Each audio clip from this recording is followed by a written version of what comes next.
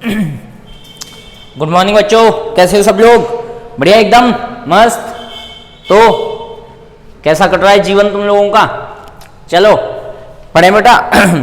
बेटा अपन ने कल कौन सा चैप्टर स्टार्ट किया था? कल अपन ने linear equation in two variable start किया था, है ना? और उसके अंदर अपन ने दो मेथड देख लिए थे, ठीक है। आज अपन बाकी के दो मेथड देखेंगे, ठीक है। मतलब पहले बेसिक्स ले लेते हैं अपन कि कौन से मेथड को अपन कैसे सॉल्व करते हैं, वो ले लेते हैं। उसके बाद में अपन क्वेश्चंस को सॉल्व करना, मतलब लैंग्वेज प्रॉब्लम हो गई, रिड्यूसिबल मेथड है वो हो गया, ठीक है। उन सबको सॉल्व करना उसके बाद में सीखेंगे अपन, ठीक है। तो रेडी हो सब लोग? ठीक है। अच्छा बेटा, पहली वीडियो को जरूर देखा करो, मतलब जब भी कोई चैप्टर स्टार्ट हो रहा हो ना, तो उसकी फर्स्ट वीडियो को तो जरूर देखा करो। बाकी की वीडियो को देखो मत देखो, लेकिन फर्स्ट वीडियो को जरूर देखा करो। क्यों? क्योंकि उसके अंदर बेसिक होता है। पहली फर्स्ट वीडियो हो गई, सेकंड वीडियो, इन दो तीन वीडियो को स्टार्टिंग को तो आपको देखना ही चाहिए, ठीक है। क्यों? क्योंकि उनके अंदर क्या होता है बेटा, बेसिक होता है, ठीक है। तो बेटा आज अपन बात करेंगे बेटा किसकी? दो मेथड और बचे हैं अपने, एक तो है क्रॉस मल्टीप्लिकेशन मेथड और एक है अपन का ग्राफिकल मेथड, ठीक है। तो इस वीडियो को देखने से पहले उस वीडियो को जरूर देखना है, इससे पहले वाली वीडियो को, है ना। तो पहले अपन बात करते हैं बेटा किसकी? क्रॉस मल्टीप्लिकेशन मेथड की। क्रॉस मल्टीप्लिकेशन मेथड, ठीक है। मैं ये मानता हूं कि आप लोग ये वीडियो देख रहे हो फर्स्ट वीडियो देखने के बाद में, ठीक है। क्यों? क्योंकि हालांकि मेथड तो अलग अलग है, लेकिन तुम लोगों को ये तो पता होना चाहिए ना कि चैप्टर क्या है ना। चैप्टर का नाम क्या है अपना? Linear equation in two variable. और चैप्टर के अंदर कितने मेथड हैं, ठीक है। लीनियर इक्वेशन क्या होती है, ठीक है। टू वेरिएबल्स क्या होते हैं, ठीक है। इसको linear equation in two variable बोलते क्यों हैं? तो ये सारी चीजें आप लोगों को पता होनी चाहिए। चलो क्रॉस मल्टीप्लिकेशन मेथड देखते हैं अपन। तो इसमें भाई कुछ भी नहीं है, सीधा सीधा फॉर्मूला यूज में लेना है, आंसर आएगा, ठीक है। क्या अपने पास में मैंने बताया था, जब भी आपके पास में दो वेरिएबल हो, क्या हो बच्चा? दो वेरिएबल हो, तो उसके लिए दो इक्वेशन का होना जरूरी है, तभी आप आंसर निकाल सकते हो, अदरवाइज आप आंसर नहीं निकाल सकते, ठीक है। तो अपन पहले क्या करते हैं, इक्वेशन ले लेते हैं। अपने पास में इक्वेशन के आगे बेटा मान लो सपोज दैट ये स्टैंडर्ड इक्वेशन है। क्यों? a1x plus b1y plus c1 equal to 0। ये क्या है बेटा? स्टैंडर्ड इक्वेशन है, सब लोगों को पता है। ऐसी ये इक्वेशन नंबर 2 हो गई, a2x plus b2y plus c2 equal to 0, ठीक है।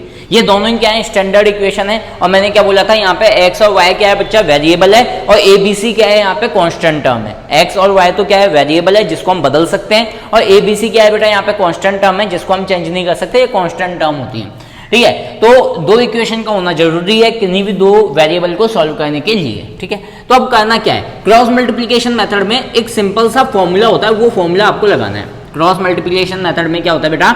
एक सिंपल सा फॉर्मूला होता है, और वो फॉर्मूला आप लोगों को लगाना है, वो फॉर्मूला ही आप लोगों को अप्लाई करना है। अब वो फॉर्मूला बनेगा कैसे, मैं वो बता रहा हूँ आप लोगों को, ठीक है। अगर मान लो सपोज दैट आपको बनाना अब ये समझ लो कि भाई बनाने की क्या जरूरत है, सीधा सीधा कर लेते हैं, तो भी कोई इशू नहीं है, आप सीधा सीधा कर लेना, ठीक है। लेकिन मेरा काम है बताना, तो मैं बता रहा हूँ आप लोगों को, ठीक है। तो x के लिए हम क्या लिख देते हैं यहाँ पे बेटा? b1 then b2 then c1 then c2 then आपके पास में क्या आ जाएगा, मतलब इसको मैं बीचों बीच में रख लेता हूँ, है ना, यहाँ पे रख लेता हूँ c1 देन आपके पास में क्या आ गया? c2 then over here a1 a2 then b1 b2, है ना। यहाँ पे मैं रख दिया b1 b2, ठीक है। अब करना क्या है बेटा? इनको आपस में क्रॉस मल्टीप्लाई कर देना है, ठीक है। कैसे? कुछ इस तरीके से मल्टीप्लाई कर देना है। तो आपके पास में फॉर्मूला क्या बन के आएगा बेटा? x divide by b1 c2 minus c1 b2, ठीक है, equal to y divide by, इसको भी ऐसे मल्टीप्लाई किया मैंने, ठीक है। क्या निकल के आया मेरे पास में? c1 a2 minus a1 c2, ठीक है, equal to divide by 1 divide by, ठीक है। इसको भी मैंने कुछ इसी तरीके से मल्टीप्लाई कर दिया, तो मेरे पास में वैल्यू क्या निकल के आ गई? a1 b2 minus b1 a2। बोला है नहीं है समझ में? ये क्या होता है बेटा? एक फॉर्मूला होता है क्रॉस मल्टीप्लिकेशन मेथड का। क्या होता है? एक फॉर्मूला होता है किसका? क्रॉस मल्टीप्लिकेशन मेथड का, कि आप x और y की वैल्यू कैसे निकाल सकते हो, इस फॉर्मूले के थ्रू निकाल सकते हो। बोलो चीज नहीं आई समझ में? केवल यहाँ पे केवल और केवल अपन ने फॉर्मूला बनाना सीखा है बेटा, है ना। केवल क्या बनाना सीखा है अपन ने? फॉर्मूला बनाना सीखा है, और कुछ भी यहाँ पे अपन ने अभी तक नहीं सीखा है, ठीक है। तो ये फॉर्मूला राइट डाउन कर लो जल्दी फटाफट, ठीक है। चलो अब अपन एक क्वेश्चन लेते हैं। भाई इस फॉर्मूले को इंप्लीमेंट करना भी तो आना चाहिए ना, कि इस फॉर्मूले को एग्जीक्यूट कैसे करें, वो भी आना चाहिए ना आप लोगों को, ठीक है। चलो अपन इस फॉर्मूले को यूज में कैसे ले रहे हैं वो बताता हूं मैं तुम लोगों को।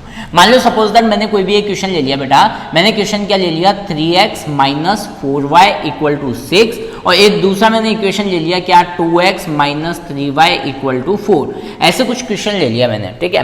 अब मेरे को क्वेश्चन में क्या बोल दिया गया बेटा, अब मेरे को क्वेश्चन में ये बोल दिया गया कि इसको क्रॉस मल्टीप्लीकेशन मेथड से निकालो। भाई हम दो मेथड पहले ही पढ़ चुके हैं, कौन कौन से मेथड पढ़ चुके हैं बेटा, हम सब्सटीट्यूशन मेथड पढ़ चुके हैं, हम एलिमिनेशन मेथड पढ़ चुके हैं। आज अपन बात कर रहे हैं बेटा किसकी, क्रॉस मल्टीप्लीकेशन मेथड की। तो क्रॉस मल्टीप्लीकेशन मेथड सबसे कम यूज में आता है, एक बात बताऊं मैं आप लोगों को, सबसे कम यूज में आता है लेकिन आता जरूर है, ठीक है। चल हम क्या करते हैं बेटा, यहाँ से a1 b1 c1 की वैल्यू निकाल लेते हैं। अगर मैं यहाँ से a1 की वैल्यू निकालूं तो क्या आएगा 3, अगर मैं a2 की वैल्यू निकालूं तो क्या आएगा 2, b1 की वैल्यू निकालूं तो क्या आएगा माइनस का 4, b2 की वैल्यू निकालूं तो क्या आएगा माइनस का 3, c1 की वैल्यू निकालूं तो क्या आएगा माइनस का 6 एंड c2 की वैल्यू निकालूं तो क्या आएगा माइनस का 4।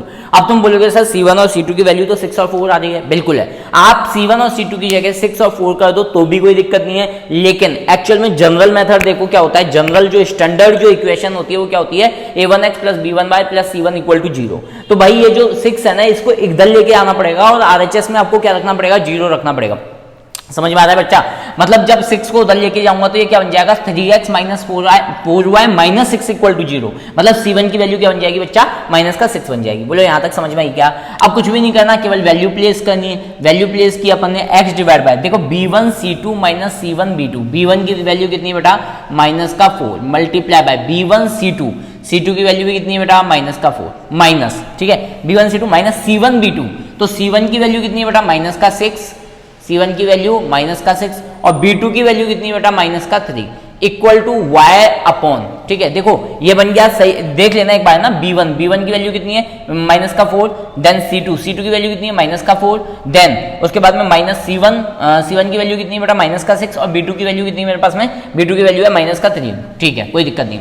y upon c1 a2, c1 कितनी है बेटा माइनस का 6, ठीक है, a2 की वैल्यू कितनी है बेटा आपके पास में 2, तो c1 a2 minus c2 a1 की वैल्यू कितनी है माइनस का 4 और a1 की वैल्यू कितनी है बेटा मेरे पास में 3 इक्वल टू 1 डिवाइड बाय, ठीक है, a1 b2 तो ये क्या बन जाएगा मेरे पास में माइनस का 9 माइनस b1 a2, तो b1 a2 माइनस का 8 माइनस का 8। बोले समझ में आया नहीं आया भाई, a1 मल्टीप्लाई बाय b2 कितना हो गया अपने पास में माइनस का 9 माइनस b1 a2 तो माइनस का 8, तो ये बन जाएगा प्लस का 8, ठीक है, चलो वो तो बन जाएगा बाकी।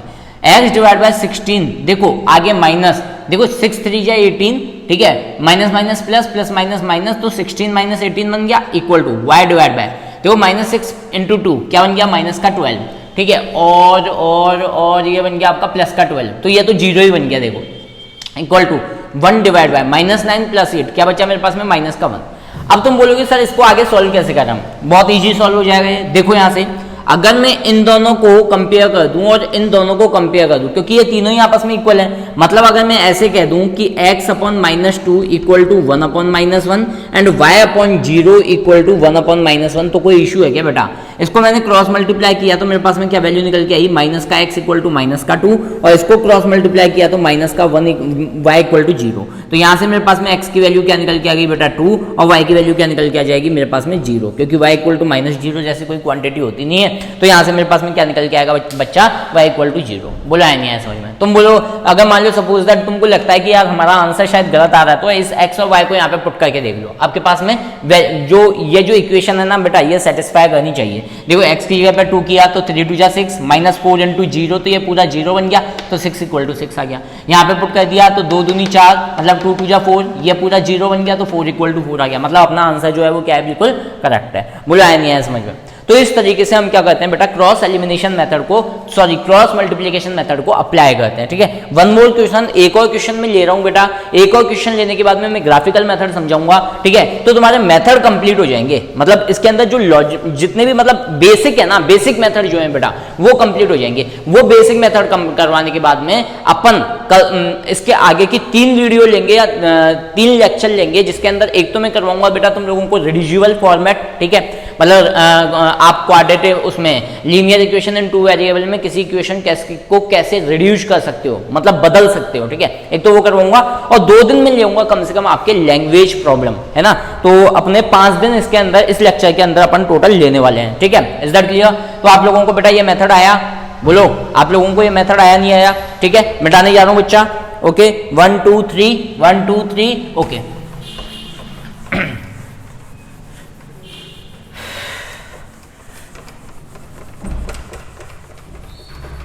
कोई कहे कहता रहे कितना भी हमको दीवाना, हम लोगों की ठोकर में है ये जमाना। क्यों, सही कह रहा हूँ ना।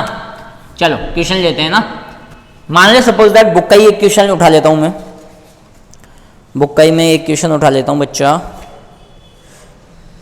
मैंने लिया 8x plus 5y equal to 9, 8x plus 5y equal to 9 and 3x plus 2y equal to 4। 3x अभी बहुत इजी क्वेश्चन ले रहा हूँ बेटा मैं, है ना, टेंशन मत लेना। आपको पहले मेथड आनी चाहिए, मेन चीज है मेथड। पहले मेथड आ जाएंगे उसके बाद में क्वेश्चन। देखो कैलकुलेशन, मैथमेटिक्स के अंदर केवल कैलकुलेशन होती है। अगर आप लोगों को कैलकुलेशन आती है ना तो आप कहीं नहीं अटकोगे, ये ध्यान रखना, ठीक है। और रही बात मेथड की, तो मेथड तो यार 2 या 3 स्टेप में खत्म हो जाता है, उसके बाद में तो कैलकुलेशन स्टार्ट हो जाती है, ठीक है। तो आपकी कैलकुलेशन स्ट्रांग होनी चाहिए, है ना। मेथड तो टीचर बता देगा, है ना, कैसे भी करके मेथड तो तुम लोगों को समझ में आ जाएगा, कैलकुलेशन अच्छी तरह आनी चाहिए आप लोगों को, ठीक है। चलो पहले मैं इसके अंदर a1 b1 c1 देख लूं बेटा। a1 की वैल्यू 8, b1 की वैल्यू 5 एंड c1 की वैल्यू -9, ठीक है। a2 की वैल्यू 3, b2 की वैल्यू 2 एंड c2 की वैल्यू कितनी आ गई, -4, ठीक है। x डिवाइड बाय, देखो x डिवाइड बाय क्या आएगा बेटा मेरे पास में, c1 a2 sorry b1 c2 क्या आएगा, b1 c2। तो b1 c2 करोगे तो कितना आ जाएगा बेटा, -40। देखो 5 मल्टीप्लाई बाय -4 -20, ठीक है। Minus c1 b2, c1 multiply by b2, c1 b2 करोगे तो कितना आएगा, -9 इंटू 2 -18, माइनस माइनस क्या बन जाएगा बेटा, प्लस, है ना। डायरेक्टली कर रहा हूं बेटा मैं, x equal to b1 c2, ठीक है। चलो यार देखो यार, देखो x divide by b1 multiply by c2 minus c1 b2, तो c1 हो गया आपका -9 मल्टीप्लाई बाय 2। बोलो आया नहीं आया समझ में। देखो केवल वैल्यू प्लेस की है मैंने, इक्वल टू, दोबारा देख लो, b1 c2, b1 कितना है 5, c2 कितना है -4, 5 into -4 minus c1 b2, minus c1 -9 b2 9 2 आ गया, ठीक है। तो y इक्वल टू, तो उसके बाद में क्या आएगा बेटा मेरे पास में, c1 a2 माइनस का 9 मल्टीप्लाई बाय 3, माइनस का 9 multiply by 3 minus c1 a2 के बाद में c2 a1, तो माइनस का 4 multiply by 8 equal to 1 divide by a1 b2, तो ये बन गया 8 2 16 माइनस b1 a2, तो ये बन गया 15। बोला है नहीं आया समझ में। यहां से वैल्यू क्या निकल के आती है बेटा, x डिवाइड बाय, ये बन गया माइनस का 20 और ये बन गया प्लस का 18, ठीक है। माइनस का 20 प्लस का 18, कोई इशू है क्या। y डिवाइड बाय माइनस का 27 प्लस का 32 इक्वल टू 1 डिवाइड बाय 1, ठीक है। तो यहां से वैल्यू क्या निकल के आई मेरे पास में, x upon -2 equal to y upon, मेरे पास में वैल्यू क्या निकल के आ गई 5 इक्वल टू 1/1। अब मैं क्या कर देता हूं, इन दोनों को कंपेयर कर देता हूं, ठीक है। तो मेरे पास में यहाँ से क्या वैल्यू निकल के आ जाएगी बेटा, x upon -2 equal to 1 divide by 1 और y upon 5 equal to 1 divide by 1। दोनों में यही चीज अपन ने कंपेयर करवा दी। तो यहाँ से मैं क्रॉस मल्टीप्लाई कर देता हूँ, तो मेरे पास में x की वैल्यू तो क्या आ जाती है बच्चा, -2 और y की वैल्यू मेरे पास क्या आ जाती है, 5 के इक्वल आ जाती है। बोला है नहीं आया समझ में। चेक करना है तो चेक कर लो। 8 मल्टीप्लाई बाय, अगर x की जगह मैं -2 रखता हूँ, plus 5 multiply by 5 equal to क्या आना चाहिए, 9 के बराबर। तो ये बन गया माइनस का 16, ये बन गया प्लस का 25 इक्वल टू 9। तो ये देखो 9 इक्वल टू 9 आ गया। आप चेक भी कर सकते हो अपना आंसर। इस आंसर को कहाँ पे पुट कर दो, आप अपनी इक्वेशन में पुट कर दो, तो आप अपने आंसर को क्या कर सकते हो बेटा, चेक भी कर सकते हो। बोलो आया नहीं आया समझ में, बोलो सब लोगों को समझ में आया क्या बच्चा। अच्छा राइट दिखाई नहीं देती है इनका ना, बोलो सब लोगों को समझ में आया क्या ढंग से, बोलो बच्चा समझ में आएगा सब लोगों को। तो इसको हम बोलते हैं बेटा कौन सा मेथड, क्रॉस मल्टीप्लिकेशन मेथड। अभी ये मत समझना बिल्कुल भी कि सर बहुत इजी क्वेश्चन ले रहे हैं। इजी क्वेश्चन क्या, अपन हार्ड क्वेश्चन पे भी आएंगे, अच्छे क्वेश्चंस पे भी आएंगे। पहले तुम लोगों को मेथड अच्छी तरह आना चाहिए। जब तक मेथड नहीं आएगा बेटा तब तक मेथड क्वेश्चंस को करने का कोई मतलब नहीं है। आप बढ़ते ही अगर हार्ड क्वेश्चन करने लग जाओगे तो उसका कोई मतलब नहीं है, उससे कोई इंपैक्ट नहीं पड़ेगा, ठीक है, सामने वाले के ऊपर ना तुम्हारे ऊपर। आप लोगों को कुछ समझ में नहीं आएगा, सामने वालों को कुछ समझाना नहीं आएगा। मेथड आप लोगों को आनी चाहिए। मेथड आ गया, उसके बाद में अपन एक ही क्वेश्चन को 10-10 मेथड से कर लेंगे तो कोई इश्यू वाली बात नहीं है ना। चारों मेथड आपको आने चाहिए, ठीक है। पहले अपन बेसिक्स ले रहे हैं, ठीक है, इसके बाद में क्वेश्चंस पे तो जाएंगे अपन, बहुत अच्छे लेवल के ऊपर जाएंगे, बहुत अच्छे क्वेश्चंस उठाएंगे। अभी आप लोगों को ये लॉजिक क्लियर आना चाहिए, लॉजिक क्लियर होना चाहिए, ठीक है। चलो मिटाने जा रहा हूँ। ये हो गया आपका कौन सा मेथड बेटा, क्रॉस मल्टीप्लीकेशन मेथड, ठीक है। अब एक और मेथड है जो डैम इंपोर्टेंट मेथड है बेटा, मतलब बोर्ड के दृष्टिकोण से देखो ना आप, बोर्ड के अकॉर्डिंग देखो तो सबसे ज्यादा इंपोर्टेंट है कौन सा, आपका ग्राफिकल मेथड। और अगर कैलकुलेशन के पॉइंट ऑफ व्यू से देखो ना तो सबसे इंपोर्टेंट मेथड है कौन सा, एलिमिनेशन मेथड, ठीक है। मतलब अगर कैलकुलेशन के दृष्टिकोण से देखो, अगर आप कैलकुलेशन के अकॉर्डिंग देखो तो आपको एलिमिनेशन मेथड आना चाहिए और सब्स्टिट्यूशन मेथड आना चाहिए, ठीक है। और अगर आप बोर्ड के अकॉर्डिंग देखो ना बेटा, बोर्ड के अकॉर्डिंग, तो बोर्ड के अकॉर्डिंग आपको कौन सा मेथड आना चाहिए, बोर्ड के अकॉर्डिंग आपको ग्राफिकल मेथड बहुत अच्छी तरीके से आना चाहिए, क्योंकि ग्राफिकल मेथड बहुत ज्यादा आता है ना। क्रॉस मल्टीप्लीकेशन मेथड का इतना ज्यादा प्रचलन नहीं है, इसको इतना ज्यादा नहीं पूछा जाता है, ठीक है, लेकिन फिर भी आप लोगों को यह भी आना चाहिए। चल आज अपन बात करेंगे बेटा किसकी, ग्राफिकल मेथड की। बोलो, जिसका इंतजार था वो घड़ी आ गई, जिसका मुझे था इंतजार वो घड़ी आ गई। चलो करें ग्राफिकल मेथड। अब देखो ग्राफिकल मेथड्स को समझने से पहले कुछ कंडीशंस समझ लो बेटा, कुछ कंडीशंस समझ लो। कंडीशंस क्या होती है बेटा, अगर a1 upon a2 not equal to b1 upon b2 के आ जाए, ठीक है, पहली कंडीशन। सेकंड कंडीशन, अगर a1 अपॉन a2 इक्वल आ जाए बेटा b1 अपॉन b2 के, बट नॉट इक्वल हो c1 अपॉन c2 के, दूसरी condition. Third condition, a1 upon अगर a1 upon a2 equal to b1 upon b2 के आ जाए, equal to c1 upon c2 के आ जाए, इन दैट केस देखो अपन ने क्वाड्रेटिक में भी तीन चीजें पढ़ी थी, बी स्क्वायर माइनस 4 जैसे इक्वल टू 0 आ जाए, लेस देन 0 आ जाए, ग्रेटर देन 0 आ जाए, वही केस यहां पर है कि अगर a1 upon a2 not equal to b1 upon b2 के आता है तो अपने पास में क्या आएंगे, x एंड y के दो यूनिक सॉल्यूशन आएंगे। यूनिक सॉल्यूशन बोले तो उसके सॉल्यूशन निकलेंगे और x और y के अलग अलग सॉल्यूशन निकलेंगे, सेम भी हो सकते हैं बट यूनिक सॉल्यूशन आएंगे। अगर ये वाला है तो इसमें कोई भी सॉल्यूशन नहीं आएगा, कोई भी सॉल्यूशन नहीं आएगा। और अगर ये वाला है ना बेटा तो इसके अंदर इनफाइनाइट मैनी सॉल्यूशन आएंगे बच्चा, इनफाइनाइट मैनी सॉल्यूशन, मतलब बहुत सारे सॉल्यूशन आएंगे। इसको देखो बेटा एक बार, इसको निहारो, अपनी आंखों से निहारो इसको। अगर तुम कहो मुझे तुमसे मोहब्बत है, मेरी तो बस यही चाहत है, तो क्या कहोगी, बोलो क्या कहोगे।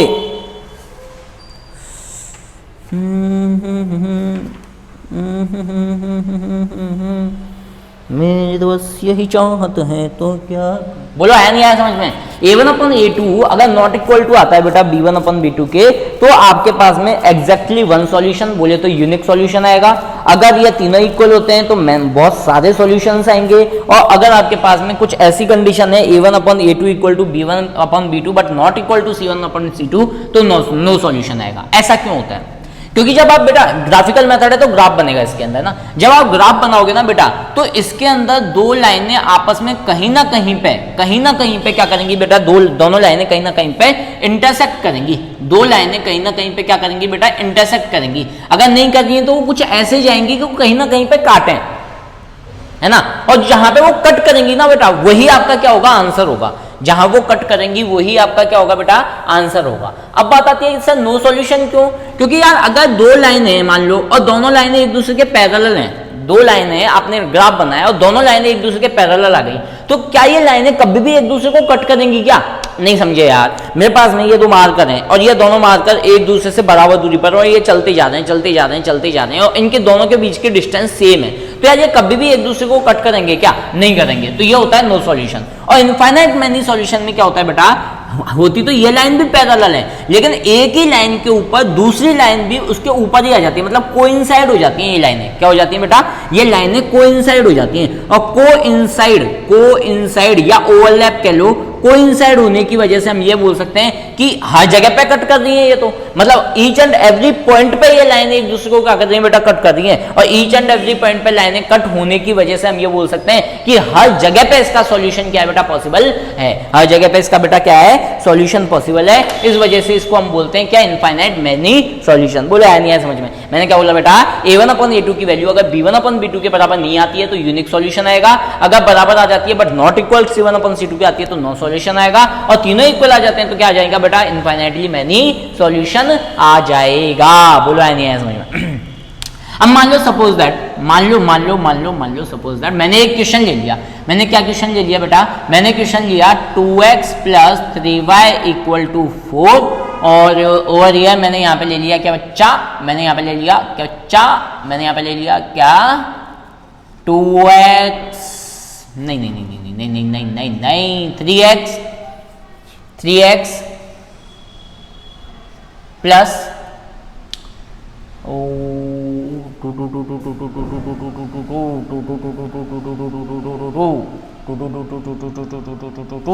ऐसा कर उसको ले लो 2x + 3y = 8, ऐसे ले लिया है ना। और मेरे से पूछा क्या इसका सॉल्यूशन पॉसिबल है, अगर है तो करो और नहीं है तो मत करो। भाई सीधी बात है, जब सॉल्यूशन ही पॉसिबल नहीं है तो आप करोगे कहां से, ठीक है। चलो चेक करते हैं। यहाँ पे देखो a1 की वैल्यू कितनी है बेटा 2, b1 की वैल्यू क्या होती है 3, और c1 की वैल्यू 4 कह लो या -4 कह लो। मैं फिर बोल रहा हूँ इस चीज को, कोई फर्क नहीं पड़ेगा, लेकिन जनरल इक्वेशन के अकॉर्डिंग हम करें तो ज्यादा अच्छा लगता है दिखने में, ठीक है। तो यहाँ पे अगर -4 कर दूं तो कोई दिक्कत वाली बात नहीं है, आप इसको +4 भी कर सकते हो। मैं बार बार एक ही चीज बोल रहा हूँ बेटा, है ना। अच्छा a1 b1 c1 तो पता है ना, क्या जो x का कोएफिशिएंट होता है वो a होता है, जो y का कोएफिशिएंट होता है वो b होता है, और बाकी बचा हुआ c होता है। अगर आप इसको इक्वेशन नंबर 1 कह रहे हो तो x का कोएफिशिएंट a1, y का कोएफिशिएंट a2 हो जाएगा, और इसको इक्वेशन 2 कह रहे हो तो आपके पास में x का कोएफिशिएंट क्या हो जाएगा बच्चा a2 हो जाएगा, और y का कोएफिशिएंट b2 हो जाएगा, और बाकी बचा हुआ क्या हो जाएगा c2 हो जाएगा। मुझे चीज आई नहीं है समझ में। बस अब यह कंडीशन चेक करनी है अपने को, a1/a2, b1/b2, c1/c2। जब मैं चेक करता हूं तो देखो यहाँ पे क्या आया मेरे पास में, मैं अभी मुझे नहीं पता क्या आया। a1 की जगह में क्या लिख देता हूँ बेटा 2/2 = b1/b2। आप यहाँ पे ऐसे भी लिख सकते थे, मान लो मैं कुछ चेंज कर रहा हूँ यहाँ पे छोटा सा, मैंने ऐसे कर दिया ना। अब मान लो सपोज दैट मैंने बोला a1 की वैल्यू तो क्या है बेटा, a1 की वैल्यू तो है 2 और a2 की वैल्यू है 4, तो ये बन गया 2/4। b1 की वैल्यू है 3 और b2 की वैल्यू है 6। c1 की वैल्यू है कितनी, यहाँ पे भी थोड़ा सा चेंज कर लो, ये 7 कर लो यहाँ पे, ठीक है। सॉरी क्या कर रहा हूँ मैं, 6 है ना, यहाँ पे 7 कर लो, ठीक। और c1 की वैल्यू कितनी है 4 और c2 की वैल्यू कितनी है 7। अब मान लो सपोज दैट जब मैं इसको कट करता हूं तो मेरे पास में क्या आया बेटा 1/2, इसको कट किया तो ये भी क्या आया 1/2, ये कट नहीं हो सकता। तो क्या मैं ये बोल सकता हूं कि 1/2 = 1/2, भाई ये दोनों आपस में बराबर है ना, बट नॉट इक्वल टू 4/7। इसका मतलब मैं क्या बोल सकता हूं कि इसका कोई भी सॉल्यूशन पॉसिबल नहीं होगा, बोला है नहीं है समझ में। मतलब इस तरीके से मैं पहले फाइंड आउट करूंगा कि किसी का सॉल्यूशन है या नहीं है। अगर मान लो इसी की जगह पे मैं कुछ ऐसे इक्वेशन ले लेता बेटा 6x + 3y = 5, and over here इधर क्या आ जाता बेटा मेरे पास में 3x + 1.5y = मेरे पास में क्या आ गया, कम ले रहा हूं ना मैं 2.5, ठीक है। चलो देखते हैं a1/a2, b1/b2, c1/c2। ढंग से देखना, यहाँ पे 6 ऊपर 3, ठीक है, यहाँ पे 3 नीचे 1.5, ठीक है, यहाँ पे 5 और नीचे कितना आ गया 2.5। देखो ये कैंसिल आउट हो गया 2 टाइम, ठीक है। यहाँ से पॉइंट हटाया, यहाँ 0 लगा तो ये पॉइंट हो गया 2 टाइम, ये भी क्या हो गया 2 टाइम कैंसिल आउट। तो यहाँ पे क्या आ गया बेटा 2 = 2, मतलब a1/a2 = b1/b2 = c1/c2। बोला है नहीं है समझ में, a1/a2 = b1/b2 = c1/c2। अगर ऐसी कंडीशन बन गई तो आप क्या बोलोगे बेटा सीधा सीधा कि यहाँ पे इनफाइनाइट मैनी सॉल्यूशन होंगे। मतलब ऐसा नहीं है कि एक ही सॉल्यूशन आएगा, इसके अंदर बहुत सारे सॉल्यूशन आएंगे, ठीक है। यूनिक सॉल्यूशन वाली इक्वेशन को बेटा कंसिस्टेंट भी बोलते हैं कि ये कंसिस्टेंट सॉल्यूशन निकाल के देगी, और ये दोनों इनकंसिस्टेंट की कैटेगरी में आते हैं, ठीक है। तो बोलो आया नहीं आया समझ में। तो पहले तो आपको लोगों को क्या करना है बेटा, चेक करके देखना है कि आप लोगों का जो आंसर है वो पॉसिबल भी है या नहीं है, ठीक है। अगर पॉसिबल नहीं है तो उसको वहीं छोड़ देना है, और अगर पॉसिबल है तो उसको क्या करना है बेटा आगे की तरफ करने की कोशिश करनी है। बोलो आया नहीं आया समझ में। ठीक है। तो ये आपकी कुछ क्या होती हैं बेटा, बेसिक्स चीजें होती हैं, ठीक है। कितने मिनट की वीडियो बन गई देख लें दो एक बार, ठीक, कोई दिक्कत नहीं। तो अब अपन ग्राफिकल मेथड करने जा रहे हैं बेटा, ठीक है। तो थोड़ा सा ऊपर नीचे हो सकता है क्योंकि अपन ग्राफ पे प्लॉट नहीं करेंगे, क्वेश्चन को अपन यहाँ प्लॉट करेंगे, तो थोड़ा सा देख लेना आप लोग, है ना, थोड़ा ऊपर नीचे होगा, ठीक है, ज्यादा नहीं होगा। चलो मिटाने जा रहे हैं, 1 2 3 1 2 3, ओके।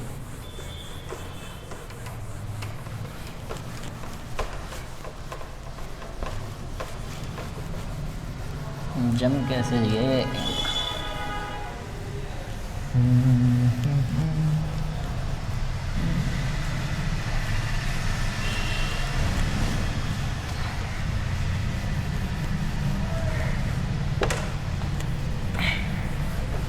चल। तो बेटा अपन एक क्वेश्चन ले रहे हैं, है ना, क्या क्वेश्चन ले रहे हैं देखो। मान लो सपोज दैट अपन ने एक क्वेश्चन लिया, एक बहुत ही प्यारा सा क्वेश्चन लिया, x plus 3y equal to 6, one, एक तो ये इक्वेशन हो गई, और एक इक्वेशन हो गई 2x minus 3y equal to 12, ठीक है।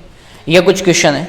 अब मेरे को बेटा उसने ये बोला कि ऐसा करो, उसने बोल दिया ये चीज कि ना भाई इसके सॉल्यूशन पॉसिबल हैं, या फिर मान लो सपोज दैट वो नहीं बोलता है सॉल्यूशन पॉसिबल, उसने बोला कि पहले तो इसको चेक करो इसकी कंडीशन को, अगर इसके सॉल्यूशन पॉसिबल हैं तो निकालो, ठीक है। चलो कोई दिक्कत नहीं है। तो देखो अब मैं डायरेक्ट करवा रहा हूँ बेटा, a1 अपॉन a2 मतलब 1 upon 2, 3 upon b1 upon b2 मतलब 3 upon minus 3, c1 upon c2 मतलब 6 अपॉन 12। तो देखो ये कट गया 1 अपॉन 2 टाइम, और ये कट गया माइनस का 1 अपॉन 1 टाइम। तो क्या 1 अपॉन 2 क्या इक्वल है माइनस 1 अपॉन 1 के? नहीं है, बोलो नहीं है। इसका मतलब यहां से क्या सॉल्यूशन निकल के आएगा बेटा, यूनिक सॉल्यूशन निकल के आएगा, है ना, मतलब एक बेहतरीन सॉल्यूशन यहाँ पे निकल के आएगा कि एक बहुत अच्छा सॉल्यूशन यहाँ पे बनेगा, वो ये बोलना चाह रहा है। चलो कोई दिक्कत नहीं। अब इसको सॉल्व करने का मेथड देखो, x प्लस 3y। अच्छा ये अकेला ऐसा मेथड होता है बेटा, इसमें एक इक्वेशन का दूसरे इक्वेशन के ऊपर कोई इंपैक्ट नहीं पड़ता, है ना, मतलब एक इक्वेशन का दूसरे इक्वेशन के ऊपर क्या नहीं पड़ता बेटा, कोई भी इंपैक्ट नहीं पड़ता, कोई प्रॉब्लम नहीं आती। आप इजीली इस क्वेश्चन को क्या कर सकते हो, सॉल्व कर सकते हो। मैं क्या बोल रहा हूँ बार बार में बेटा, मैं ये चीज बोल रहा हूँ, एक इक्वेशन का दूसरे इक्वेशन से कोई फर्क नहीं पड़ता, दोनों इंडिपेंडेंट होती हैं, दोनों को इंडिपेंडेंटली अपन क्या करते हैं बच्चा, सॉल्व करने की कोशिश करते हैं। चलो ठीक है, तो क्या करना है बेटा यहां पे। अच्छा एक चीज और ध्यान देनी है बेटा आप लोगों को, इसको गांठ बांध लेना कि जिसका कोएफिशिएंट 1 हो ना बेटा, जिसका कोएफिशिएंट 1 हो, है ना, ज्यादा से ज्यादा कोशिश करो कि उसकी ही वैल्यू आप निकालो, ठीक है। मतलब यहां पे x इक्वल टू क्या कर दो, 6 माइनस 3y कर दो, ठीक है। आप यहाँ पे ये भी कर सकते थे, क्या कर सकते थे बेटा, 3y equal to 6 minus x, then y will be equal to 6 minus x upon 3, ये भी कर सकते थे, ठीक है। लेकिन जितना अच्छा ये है ना उतना अच्छा ये नहीं आएगा, मतलब जितने अच्छे रिजल्ट इससे आएंगे ना उतने अच्छे रिजल्ट इससे नहीं आएंगे, ठीक है।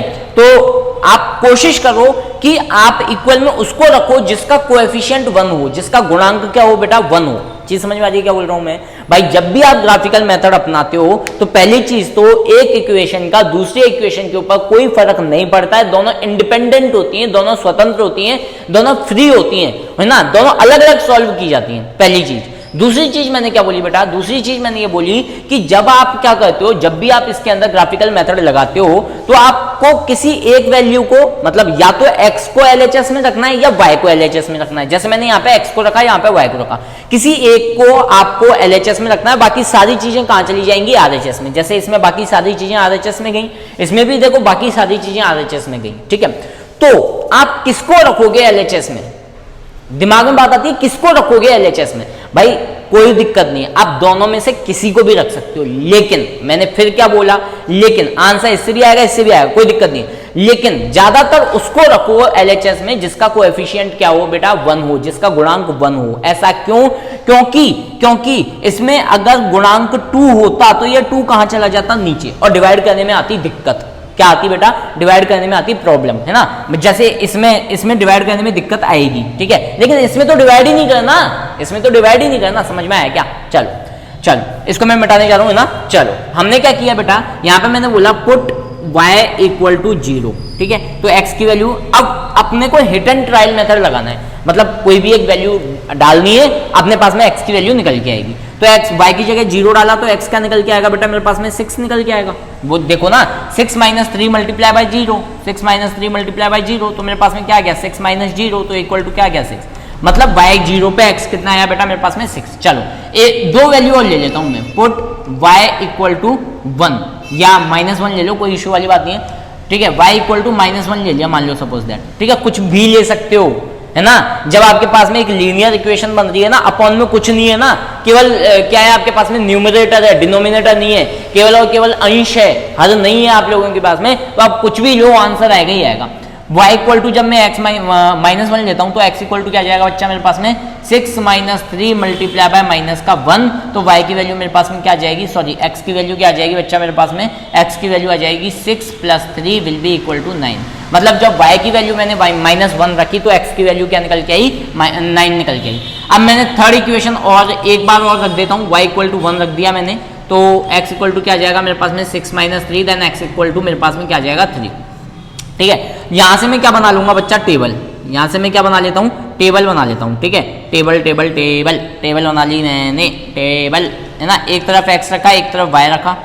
बेटा देखो जब y की वैल्यू 0 है तो x की वैल्यू 6 आई, जब y की वैल्यू -1 है तो x की वैल्यू 9 आई, और जब y की वैल्यू 1 है तब x की वैल्यू क्या आई 3 आई। बोलो आया नहीं आया समझ में? तो इस तरीके से आपकी ये क्या बन जाएगी बेटा टेबल बन जाएगी। बोलो आया नहीं आया समझ में?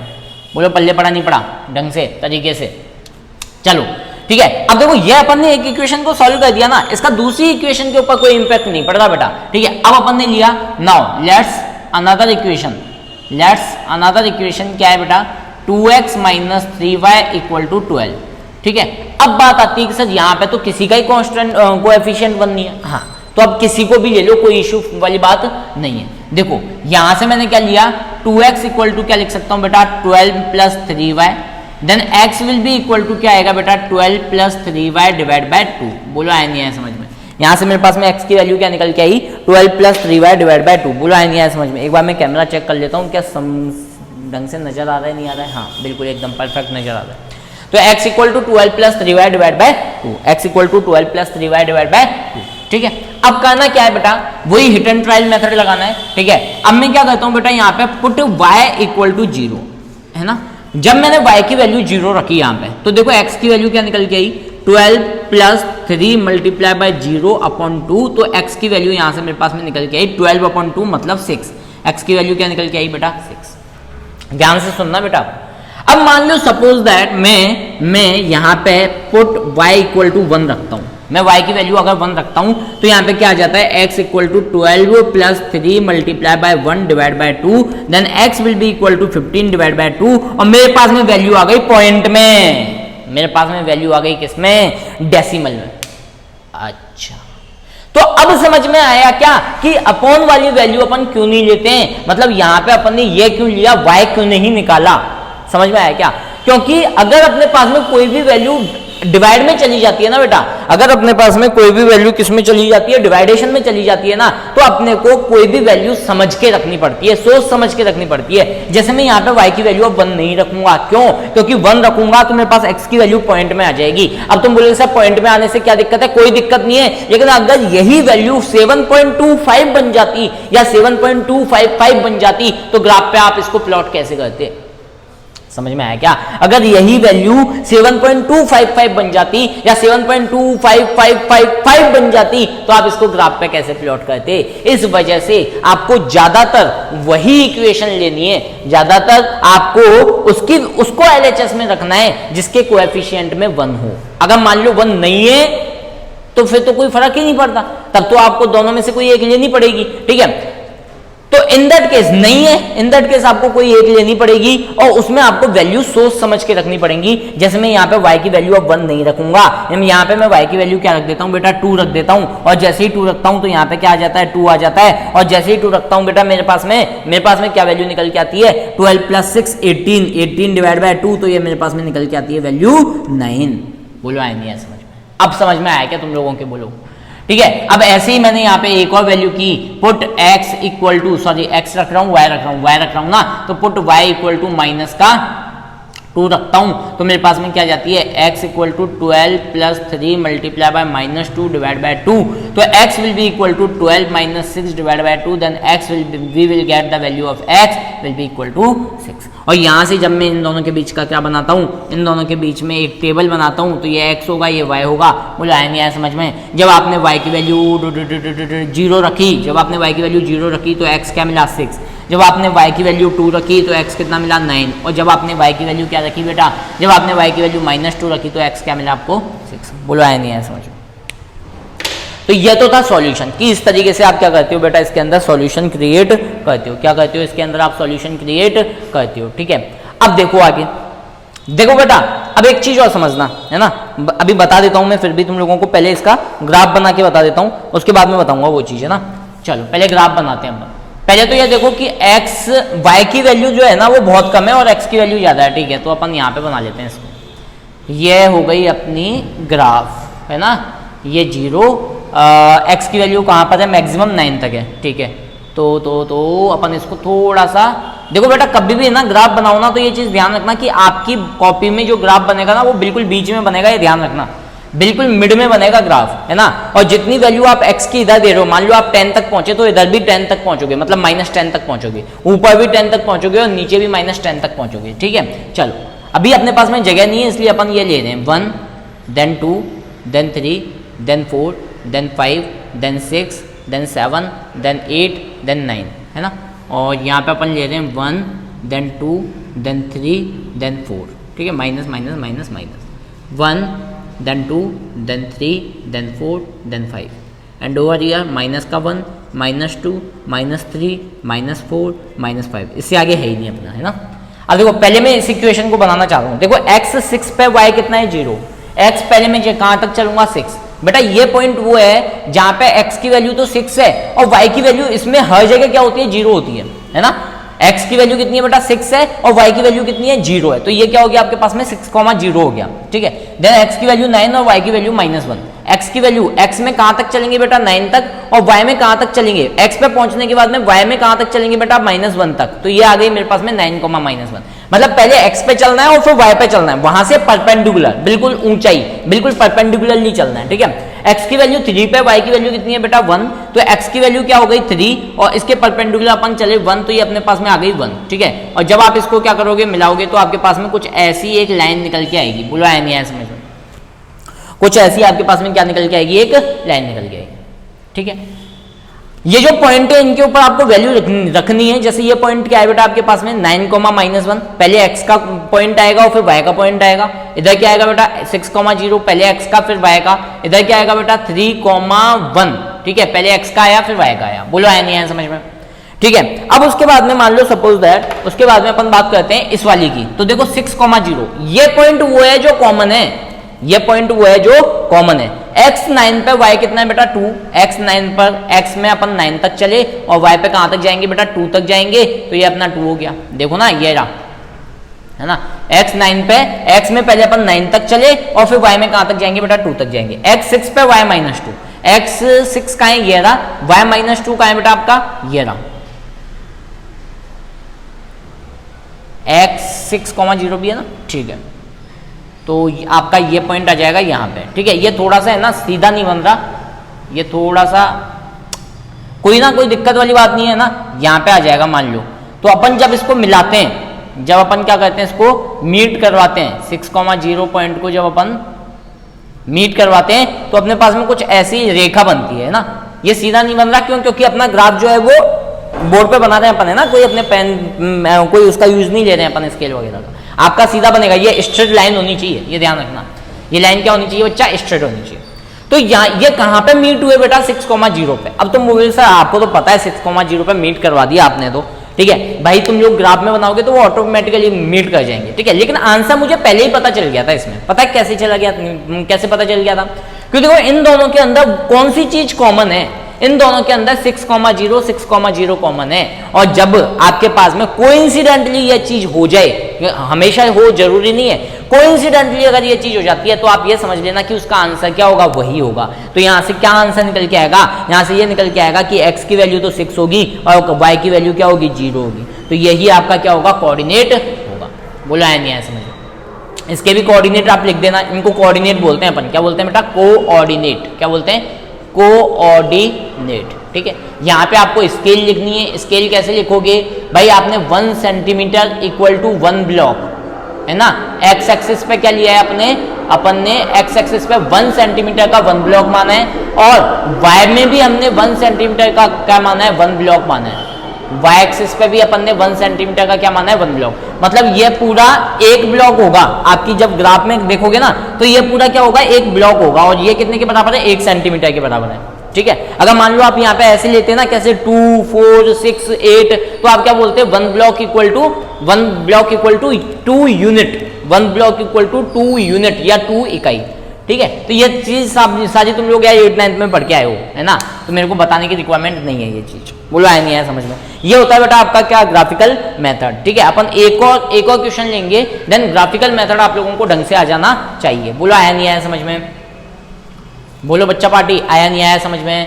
अपन एक और क्वेश्चन लेने जा रहे हैं, है ना, उसके बाद में इसको वाइंड अप करेंगे इस लेक्चर को, ठीक है, नहीं तो ज्यादा लंबा हो जाएगा, ठीक है। और कल से अपन क्या करेंगे, कल से अपन अच्छे क्वेश्चंस, मतलब 2 दिन तक अपन क्वेश्चंस करेंगे, ठीक है। उसमें लैंग्वेज बेस्ड क्वेश्चन भी होंगे, सारे क्वेश्चंस होंगे, ठीक है। तो वो सारे क्वेश्चंस अपन करने की कोशिश करेंगे कल से, ठीक है। या फिर कल अपन एक चीज और ले लेंगे, रिड्यूसिबल मेथड, ठीक है, बता दूंगा मैं वो कैसे लेते हैं।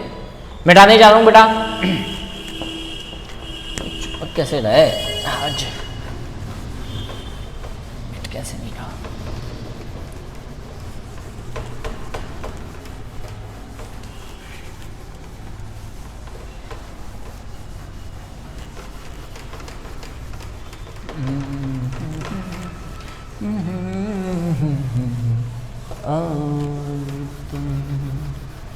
दिल लगाने की बात करते हो,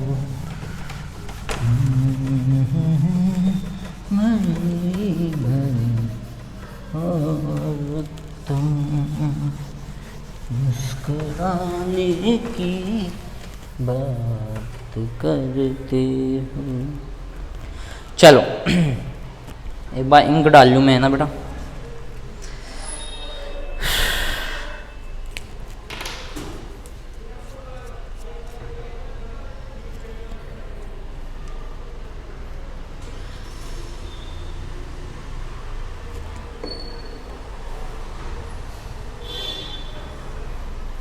चलो एक क्वेश्चन और लिया अपन, है ना। अब देखो क्वेश्चन में मान लो सपोज दैट मैंने बुक का ही एक और क्वेश्चन उठा लिया, 3x + 2y = 5, 3x + 2y = 5 and 2x - 3y = 7।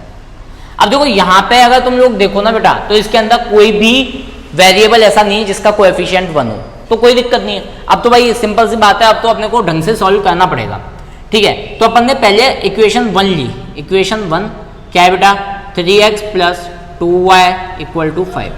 अब देखो इसमें भी आपको मैं क्या बताना चाहता हूं, इसमें भी आप लोग जब है ना मतलब कांस्टेंट टर्म, जब मतलब आप किसी एक को LHS में और किसी एक को RHS में लेके जा रहे हो ना, तो इसमें भी एक चीज ध्यान रखो, ठीक है, जिसके साथ में 2 है ना, 2 है ना, मतलब इवन नंबर वाले को है ना ज्यादातर आप नीचे रखो, ठीक है। मतलब मैं ये कहना चाह रहा हूं कि यहाँ पे 2y की वैल्यू निकालो, 2y = 5 - 3x, ठीक है। तो यहाँ से y की वैल्यू क्या आ जाएगी, 5 - 3x / 2। ऐसा क्यों, क्योंकि 2 से डिवाइड बहुत जल्दी हो जाता है ना, क्योंकि वो एक पहली बात तो इवन नंबर है और सबसे छोटा नंबर है ना, तो कोई दिक्कत नहीं है ना। अब देखो यहाँ पे मैं x की जगह 0 नहीं रख सकता, क्योंकि x की जगह मैं 0 रखूंगा तो ये सॉरी हाँ बिल्कुल सही है, x की जगह पे 0 रखूंगा तो क्या हो जाएगा बेटा, 5 - 0/2, तो 5/2 पॉइंट में आ जाएगा। मैं यहाँ पे लिखता हूँ लेट x = 1। जैसे ही मैं x = 1 लेता हूँ तो मेरे पास में y की वैल्यू क्या आ जाएगी, 5 - 3 × 1 / 2, तो y की वैल्यू मेरे पास में क्या आ जाएगी, 5 - 3 / 2, तो 2/2 विच विल बी = 1। बोला नहीं है समझ में, मतलब जब मैं x की वैल्यू क्या ले रहा हूँ बेटा, जब मैं x की वैल्यू 1 रख रहा हूँ ना, तो y की वैल्यू मेरे पास क्या निकल के आ रही है, 2। Then second, let x = 2। अगर मान लो मैं यहाँ पे 2 रखता हूँ, है ना, ध्यान से समझना, यहाँ पे मैं 2 रखता हूँ तो 3 × 2 = 6, 5 - 6 5 माइनस 6 कितना बचा, माइनस का 1/2, पॉइंट में आ गई वैल्यू, तो मैं 2 नहीं रख रहा हूँ यहाँ पे, ठीक है। तो मैं यहाँ पे x की वैल्यू क्या रख रहा हूँ बेटा, 3 रख रहा हूँ, क्या रख रहा हूँ, 3। तो ये क्या बन गया, y equal to 5 minus 3 multiply by 3, तो ये बन गया कितना, 5 माइनस 9 डिवाइड बाय में 2 भी रखो इसके ना, 5 माइनस 9 डिवाइड बाय 2, तो मेरे पास में क्या वैल्यू आ गई, 5 माइनस का 4/2 इक्वल टू मेरे पास वैल्यू आ गई माइनस का 2। बोलो आया नहीं आया समझ में।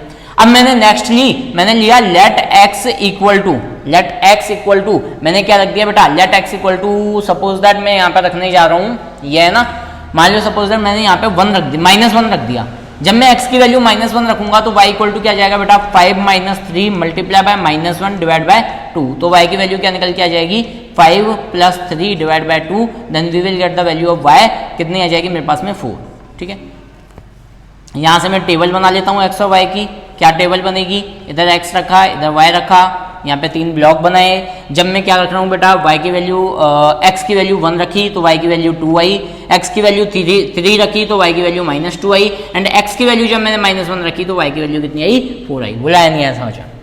तो ये तो हो गई मेरी first equation. Now in equation second, अब मैं लेता हूँ इक्वेशन नंबर सेकंड की बात, ठीक है। इक्वेशन नंबर सेकंड की जब मैं बात करता हूँ तो इक्वेशन नंबर सेकंड क्या है बेटा आपके पास में, 2x minus 3y equal to 7। तो यहाँ देखो मैं यहाँ पे x की वैल्यू निकालने जा रहा हूँ, तो ये बन गया 2x equal to 7 plus 3y, then x will be equal to 7 plus 3y divide by 2, ठीक है भाई। अब हमने क्या किया बेटा, अब हमने यहाँ पे y की वैल्यू पुट की, y की वैल्यू अगर मैं 0 रखता हूँ तो ये क्या बन जाएगा, 7 प्लस 0/2, 7/2 पॉइंट में आ जाएगा, ठीक है। तो सोच समझ के रखनी पड़ेगी अपने को यहाँ पे वैल्यू, है ना, लेट y, क्योंकि अपॉन में वैल्यू आ गई ना, आपके पास में न्यूमिनेटर और डिनोमिनेटर दोनों आ गए, डिनोमिनेटर भी आ गया, तो सोच समझ के आपको वैल्यू रखनी पड़ेगी। मैंने y इक्वल टू अगर 1 रखता हूँ ना, तो बेटा x इक्वल टू मेरे पास में क्या आता है, देखो 7 plus 3 multiply by 1 divide by 2, तो x इक्वल टू मेरे पास में आ जाएगा 5, मतलब y की वैल्यू 1 रखने पर x की वैल्यू क्या आई, 5 आई। Now let y equal to मैंने रखी 3, है ना, 2 नहीं रखूंगा बेटा, मैं क्या नहीं रखूंगा, 2 नहीं रखूंगा, कौन आ गया है, y इक्वल टू 2 नहीं रखूंगा, तो देखो 3 2 जा 6, 7 प्लस 6 कितना हो गया, 13/2, नहीं y इक्वल टू 3 रखते हैं अपन। जब y की वैल्यू 3 रखते हैं तो x की वैल्यू क्या आ जाएगी, 7 plus 3 multiply by 3 divide by 2, तो x की वैल्यू क्या आ जाएगी बेटा मेरे पास में 16/2, तो x की वैल्यू आ गई मेरे पास में 8, ठीक है। नाउ अब मैंने लेट y की वैल्यू क्या रख दी बेटा, मैंने y की वैल्यू -1 ले ली इस बार। जैसे ही मैं -1 लेता हूँ तो x की वैल्यू क्या निकल के आएगी, 7 plus 3 multiply by -1 divide by 2, तो देखो ये क्या बना, x इक्वल टू 7 माइनस 3 कितना बचा मेरे पास में 4/2 कितना बचेगा 2, मतलब 4 पे कितनी आएगी मेरे पास में वैल्यू, 4 पे मेरे पास में वैल्यू आएगी 2, 4 पे कितनी वैल्यू, यहाँ तक समझ में आ गई वैल्यू, ठीक है। तो अब यहाँ पे अगर अपन टेबल बनाने की कोशिश करें तो टेबल बना सकते हैं ना, ऊपर यहाँ बना रहा हूँ बेटा मैं टेबल, है ना, तो मैंने एक तरफ ले लिया x, एक तरफ ले लिया y, और यहाँ पे ऐसी कुछ वैल्यू आ गई। अब ध्यान देना, जब y की वैल्यू मैं 1 ले रहा हूँ तो x की वैल्यू कितनी आई है मेरे पास में 5, सही है क्या, है ना। जब y की वैल्यू मैंने 3 ली तो x की वैल्यू मेरे पास में कितनी आई, 8, ये भी सही है। जब मैंने y की वैल्यू -1 ली तो x की वैल्यू कितनी आ गई मेरे पास में 2। देखो यहाँ पे कोई चीज कॉमन आ रही है क्या, नहीं आ रही है ना, यहाँ पे कोई चीज कॉमन नहीं आ रही है, कोई दिक्कत नहीं है, कोई दिक्कत नहीं, अपने को चाहिए भी नहीं कॉमन, है ना। चलो ये कुछ इस तरीके से, कुछ इस तरह तेरी पलकें मेरी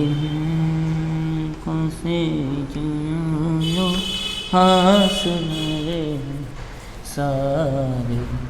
चलो पहले इसको बनाते हैं अपन, सॉरी पहले यहाँ पे वैल्यू पुट करते हैं, 1 2 then 3 then 4 then 5 then 6 then 7 then 8, highest 8 ही है ना बेटा, यहाँ पे भी ले लो -1 -2 -3, एंड यहाँ पे भी ले लेते हैं अपन 1 देन 2 देन 3, है ना, यहाँ पे -1 -2 -3, ठीक है। तो देखो x की वैल्यू 1 पे 2 आ रही है, x की वैल्यू 1 पर y की वैल्यू कितनी है 2, तो x पहले 1 चलूंगा और y कहाँ तक चलूंगा बेटा, मैं 2 तक चलूंगा, तो ये मेरे पास में आ गया ये वाला पॉइंट 1, बुलाया नहीं है समझ में। उसके बाद में 3, -2, मतलब x में चलूंगा 3 पे और y में चलूंगा -2 पे, तो ये वाला पॉइंट मेरे पास में आ गया क्या, 3, -2। फिर मैं x इक्वल टू -1 पे y 4 आ रहा है, तो देखो x इक्वल टू -1 ये रही और y इक्वल टू 4 ये रही, तो x इक्वल टू -1 पे y की वैल्यू कितनी आ जाएगी बेटा, 4 आ जाएगी, मतलब यहाँ पे कहीं पे अपने पास में वैल्यू आ जाएगी। तो इस वैल्यू को हम क्या बोल देंगे बच्चा, इस वैल्यू को हम बोल देंगे इस वैल्यू को हम बोल देंगे -1, और इसको आप क्या करवा दो, आपस में मीट करवा दो। बोलो आया नहीं आया समझ में, है ना। ये थोड़ी सी टेढ़ी हो गई है लाइन, है ना, ये लाइनें टेढ़ी जा रही है मेरी, क्या चक्कर क्या है, ठीक है। कौन से पे मिली थी ये, दूसरा पॉइंट क्या था, 3, -2, सॉरी 1,2, 1,2, ठीक है, ये हो गया 1,2, ठीक है। ग्राफ बनाओगे अपने आप समझ में आ जाएगा बेटा, है ना। अब उसके बाद में आता है दूसरा वाला ग्राफ, है ना। ये कौन सी इक्वेशन है, अच्छा लाइन जो जिसकी भी ये लाइन है ना बेटा, उस लाइन को भी लिख दिया करो। किसकी लाइन है ये, 3x + 2y = 5 की, तो वो भी लिख दिया करो, है ना, अच्छा लगता है। x = 5 पर y की वैल्यू 1, x = 5 पर y की वैल्यू कितनी आ गई बेटा मेरे पास में 1, x = 8 पे y की वैल्यू 3, x = 8 और y कितना चलना है बेटा मेरे को 3 चलना है, तो यहाँ पे आ गए अपन, है ना, x = 8 पे y = 3, तो ये वैल्यू आ गई, है ना। इस पर लिख देते हैं अपन 8,3 और यहाँ लिख देते हैं अपन 5,1। फिर उसके बाद में x = 2 पे y की वैल्यू -1, x = 2 पर y की वैल्यू कितनी बेटा मेरे पास में -1, ठीक है। इस लाइन को भी हम क्या करवा देते हैं, आपस में मीट करवा देते हैं। कमेंट सेक्शन में मेरे को बता देना कि इसका आंसर क्या है, ठीक है बेटा। तो ये होता है आपका ग्राफिकल मेथड। तो आप लोगों को ग्राफिकल मेथड कंप्लीट हो चुका है, क्रॉस मल्टीप्लिकेशन मेथड कंप्लीट हो चुका है, और आप लोगों का सब्स्टिट्यूशन मेथड कंप्लीट हो चुका है, और आपका जो एलिमिनेशन है बैक इक्वेटिंग द कोएफिशिएंट वो कंप्लीट हो चुका है। चारों मेथड कंप्लीट हो चुके हैं। मेथड आप लोगों को अच्छी तरह आनी चाहिए कि मेथड का लॉजिक क्या है, क्योंकि जब तक मेथड नहीं आएगा आप किसी भी क्वेश्चन को सॉल्व नहीं कर पाओगे, ठीक है भाई। अच्छे क्वेश्चन तो बाद की बात है, पहले मेथड तो आए ना ढंग से, ठीक है, तो वो आपको आना चाहिए, ठीक है। Okay, thank you all of you. Homework आपका क्या है, होमवर्क आपका वही है जो आपको मैंने कल क्वेश्चंस दिए थे ना, उन क्वेश्चंस को आपको इन मेथड से भी करना है, मतलब ग्राफिकल मेथड और जो आपका कौन सा मेथड है, क्रॉस मल्टीप्लिकेशन मेथड, इन दोनों मेथड से उन 4 या 5 क्वेश्चंस को आपको करने की कोशिश करनी है। आंसर क्या आएगा बेटा, सेम ही आएगा, आंसर में कोई भी चेंज नहीं आएगा। ओके बच्चा, thank you all of you.